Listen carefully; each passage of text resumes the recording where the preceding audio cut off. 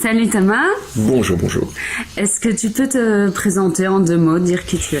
En 2 mots, je m'appelle donc Thomas Gunzik et je suis auteur, c'est-à-dire à la fois auteur littéraire, mais j'écris aussi du théâtre, des scénarios pour le cinéma, pour la bande dessinée, enfin tout ce qui est le principe de raconter des histoires, quoi. Voilà.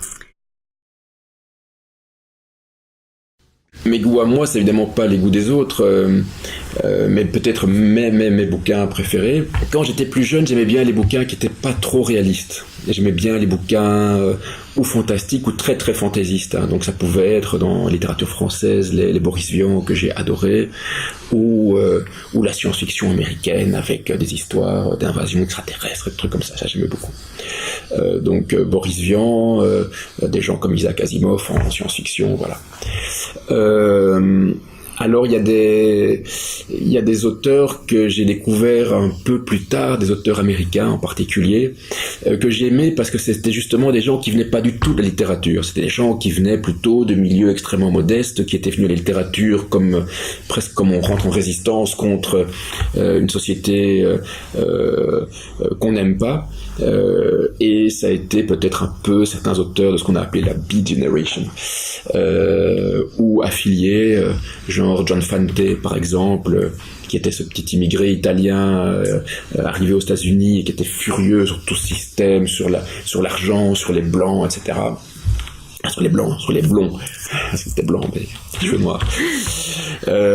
C'est très très fort et j'aimais bien cette littérature de quelqu'un qui est fâché. C'est une émotion très saine, je trouve, la colère.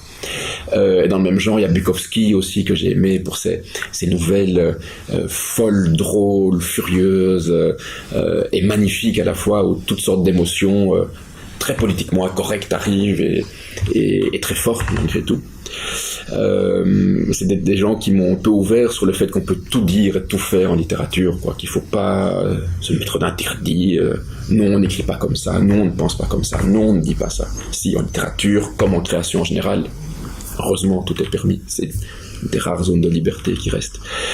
Chez les classiques français quand même, des romans comme Le Comte de Monte Cristo, ça c'est des choses moi qui m'ont donné vraiment des frissons.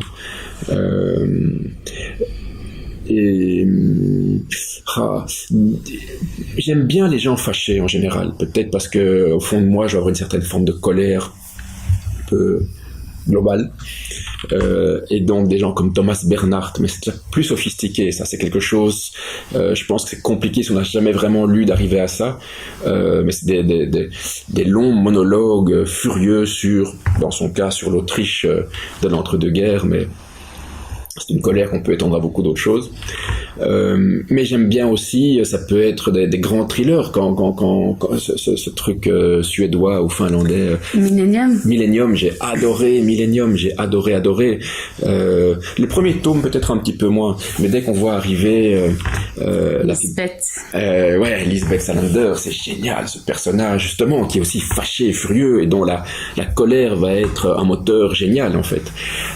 Voilà, ça c'est extrêmement bien construit, et il y a beaucoup de polars comme ça qui sont admirables pour la construction narrative, quoi.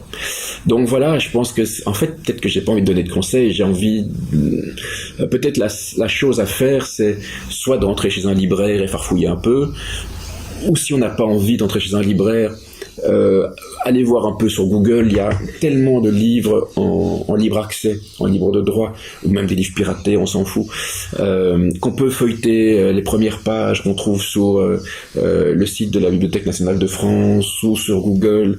Simplement on tape des titres et puis il y a les premières pages qui sont généralement même sur les sites de Gallimard, de Flammarion, etc. Les premières pages sont offertes, sont là, on n'a qu'à ouvrir et lire 10 pages, et si on aime bien on le commande, on va l'acheter, on le commande sur Amazon et c'est bon.